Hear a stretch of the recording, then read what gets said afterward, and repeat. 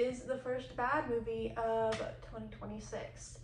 Night Patrol tells the story of vampires and police force. So, with that small thing being said, because that's the best way I can describe this movie, I do want to give a warning to anyone who has not seen this movie. They have a scene in this movie that involved the school shooting. It's a fake scenario, but there is a scene in this movie. I want to describe it too, because I feel like I'm not describing that well right now. So it opens with a cop giving a lecture to high school students. We then see someone come in with a ski mask, with a real gun, shooting up, scare the high school students. And the high school students think it's real, making one of them come to the ground, one point to them, making them suck their thumb, making them scared, and then saying, "Oh, this is fake, this is to scare you guys." And then the next scene, we see one of the people that was in the auditorium, the cop points literally a gun at them, saying, "Yeah, that'll scare them." They never think about doing like that. That exists in this movie, so warning for those. Let's talk about the movie now. I have decided to grace it to positives that I can find in this movie. First off, the movie is not like your traditional kind of like beginning, here's there. They have little story charts there. So, that's interesting. Would not normally point that out, but you know, something. And the way they introduce the character that we follow makes sense. So, the main character that we do follow makes sense. But I don't get why they wouldn't let go of it, but you know. The way they introduce them kind of makes sense, even though it's not right, but yeah. Going right into the negatives, let's talk about the characters. All the characters are stereotypes. So, for the cops to everyone else, all stereotypes all around, and this does not help with the bad dialogue throughout the entire movie. Now, does this mean that at some points in some scenes, or the entire movie, you could feel what the movie wanted you to feel? Yes, yeah, that could happen. And there was some scenes where I really did feel what the movie was trying to see underneath bad dialogue and the very stereotyped characters. So, yeah, that can happen. But that does not excuse a big bad movie. They also have fake CGI fire, that's not great. And the vampire stuff is not good either. And this has a really bad running time too. Like, I checked my phone 3 times. The person next to me, I think, was 3 or 4 times. And the person down the road there, I saw their phone checking once or twice too. It just definitely runs too long. And the movie felt longer than it was when I was watching it in theaters. So, there's that. There's also the fact that there are 2 things that really logically I'm just kind of not there yet. First off, how did that character not die? Now, if you fall from a high level, the only thing I can think of is what he was wearing protected him, but then again, I do have questions about that. Another one I want to say is the way they have a defeat at the end of the movie. That was tried earlier, but it didn't work. But it worked with this person more powerful. Again, you're trying to wrap up the movie and make that, but like, make it make sense.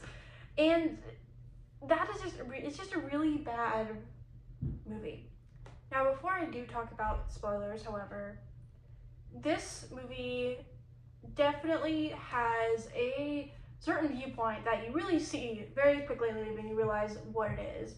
And that is really the best way I can say that, because just, it is a certain type of way, and there will be people who absolutely hate it for that reason. I don't like it because it's a bad movie on its own, but the way they have that narrative, they just don't do it successfully at all. What they're trying to do is just like a bunch of stereotypes, bad writing, length time is really bad. Now, there was some people in my theater who did laugh at some moments, so I'll give it, there are some people like that, and there probably will be some people who probably like it more than others, or they might think it's bad but have some good moments. And I think there's people in theater who had that experience above me who did laugh at some points, so here's. Now, the main character we do follow, I'm not going to even try to say what they say because I don't want to screw that up. He goes into the sky, right? He's wearing his armor and he has his little weapon, I'll say weapon here, and he falls down. We do see him at the police station. He's obviously injured, but how does he survive? How do you survive that fall? Does what you're wearing protect you?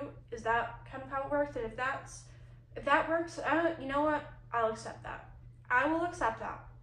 I will also say to that, how do you have the spear, right? You first try when you find it against one vampire who is, let's say, less powerful than the one later, right? And it doesn't work with him. But then you get to the end of the very powerful vampire and it worked with him. And we don't even see the courage of him attacking everyone. I'm like, that would have done something, but you don't see that. You just get it cut off when he did the first vampire. I'm like, come on, no, you're not gonna show the others? Whatever. It's just also the choices that they make, I think, are very cliches. There are stereotypes throughout. And the one character they did have, I will say, what they tried to redeem him as revenge and him not wanting to be a vampire. If they kept that up, because the way they just didn't do it right. If they kept him up, like not wanting to be it and fighting it, maybe it would have been a bit better. But he just kind of gives into it. I'm like, that just kind of erases the point going up to that point. It's like there's just some unraveling there that just does not quite work.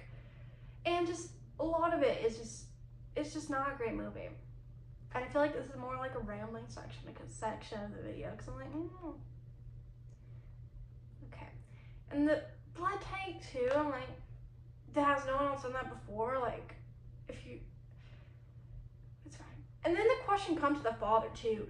Look, we get two different sides. Like, they turned him, he said he didn't turn him.